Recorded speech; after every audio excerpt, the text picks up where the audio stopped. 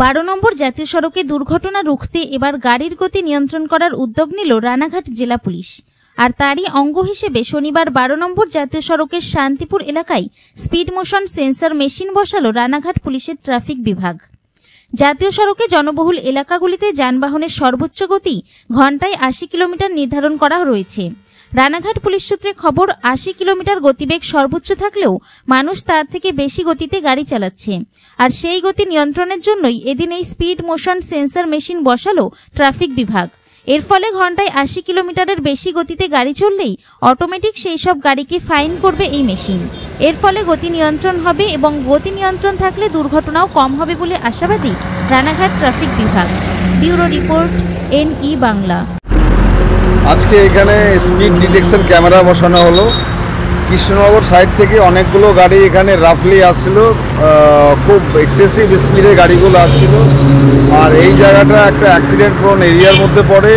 এখানে স্পিডটাকে কন্ট্রোল করার জন্যে আমরা এখানে স্পিড ডিটেকশন ক্যামেরা আমাদের বড় সাহেবের তরফ থেকে এটা করা হলো। এটা অ্যাকচুয়ালি এখানে এই যে ক্যামেরাটা লাগানো হলো, এর থেকে স্পিড যারা বেশি স্পিডে যাবে, মোর দ্যান দ্য লিমিট, তাদেরকে এখানে তাদের মোবাইলে একটা মেসেজ চলে যাবে যে দে হ্যাভ বিন প্রসিকিউটেড।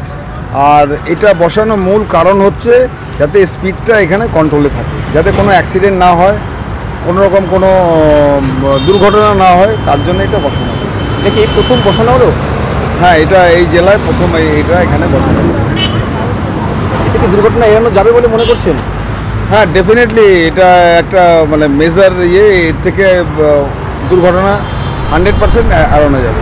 আচ্ছা, কতটা স্পিডের একটা ব্যাপার রয়েছে? এটা স্পিড লিমিট এখন যেটা NH-এর উপরে আছে, মোর দ্যান 80 গেলেই ওটা প্রসিকিউশন হবে। এটা তার উপরে গেলেই তার প্রসিকিউশন আসবে। অনেকগুলো গাড়ি মোর দ্যান 100 যাচ্ছে এখানে, সেই গাড়িগুলোকে আমরাও প্রসিকিউট করছি। বাট এটা বসলে আরও ভালো হলো। স্যার, আপনার নাম পরিচয়? DSP traffic Ranaghat.